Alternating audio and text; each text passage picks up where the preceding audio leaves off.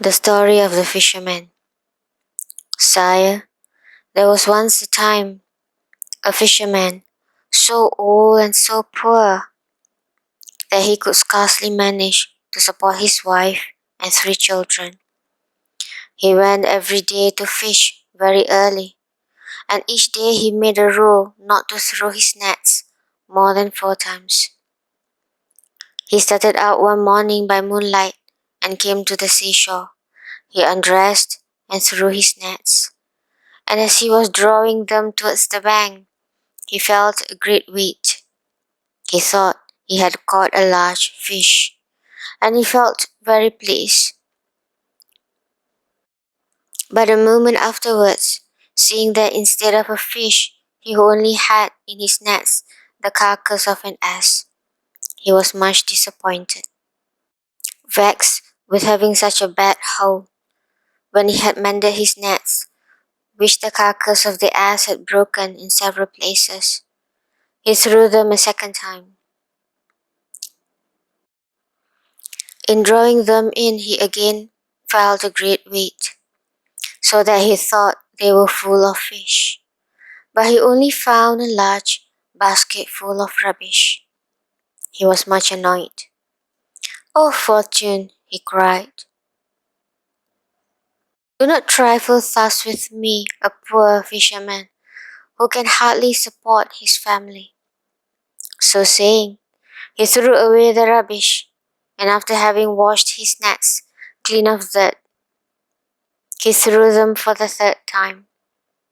But he only drew in stones, shells, and mud. He was almost in despair.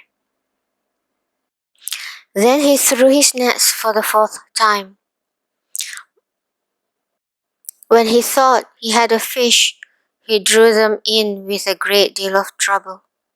There was no fish, however, but he found a yellow pot, which by its weight seemed full of something, and he noticed that it was fastened and sealed with lead, with the impression of a seal. He was delighted. "I will sell it to the founder," he said. "With the money I shall get for it, I shall buy a measure of wheat." He examined the jar on all sides. He shook it to see if it would rattle, but he heard nothing, and so, judging from the impression of the seal and the lid, he thought there must be something precious inside. To find out, he took his knife, and with a little trouble he opened it. He turned it upside down, but nothing came out, which surprised him very much. He set it in front of him, and whilst he was looking at it attentively, such a thick smoke came out that he had to step back a pace or two. The smoke rose up to the clouds, and stretching over the sea and the shore, formed a thick mist, which caused the fisherman much astonishment. When all the smoke was out of the jar, it gathered itself together, and became a thick mass in which appeared a genius, twice as large as the largest giant. When he saw such a terrible-looking monster, the fisherman would like to have run away, but he trembled so with fright that he could not move a step. "Great king of the genii," cried the monster, "I will never again disobey you." At these words, the fisherman took courage. "What is this you are saying, great genius? Tell me your history and how you came to be shut up in that case."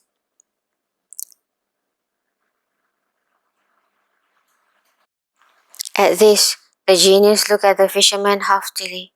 "Speak to me more civilly," he said, "before I kill you." "Alas, why should you kill me?" cried the fisherman. "I have just freed you.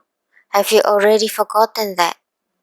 "No," answered the genius, "but that will not prevent me from killing you, and I am only going to grant you one favor, and that is to choose the manner of your death."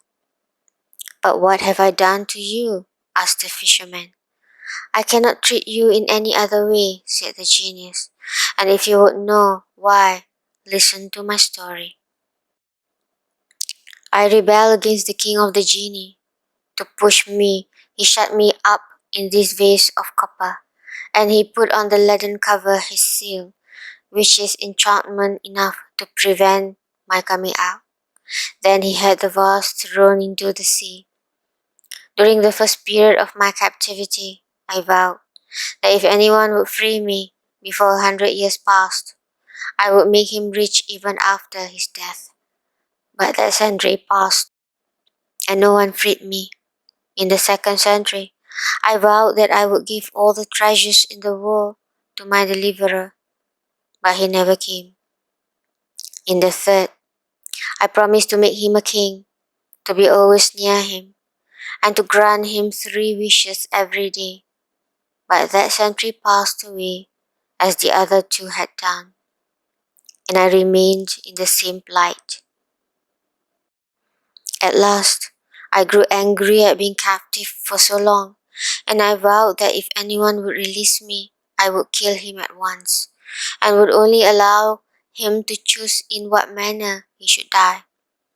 So you see, as you have freed me today, choose in what way you will die. The fisherman was very unhappy.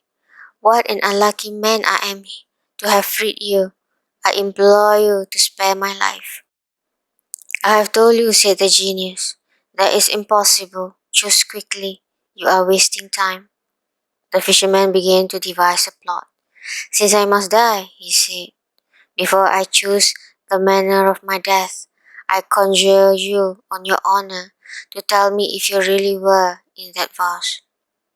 Yes, I was, answered the genius. I really cannot believe it, said the fisherman. That vase could not contain one of your feet even, and how could your whole body go in? I cannot believe it unless I see you do the thing. Then the genius began to change himself into smoke, which as before spread over the sea and the shore, and which then collecting itself together, began to go back into the vase slowly and evenly until there was nothing left outside. Then a voice came from the vase, which said to the fisherman, Well, unbelieving fisherman, here I am in the vase. Do you believe me now? The fisherman, instead of answering, took the lid off, lead and shut it down quickly on the vase. Now, O genius, he cried, ask pardon of me and choose by what death you will die. But no, it will be better if I throw you into the sea, whence I drew you out, and I will build a house on the shore to warn fishermen who come to cast their nets here against fishing up such a wicked genius as you are, who vows to kill the man who frees you. At these words, the genius did all he could to get out, but he could not, because of the enchantment of the lid. Then he tried to get out by cunning. If you will take off the cover, he said, I will repay you. No, answered the fisherman. If I trust myself to you, I am afraid you will treat me as a Greek king treated the physician Duban. Listen, and I will tell you.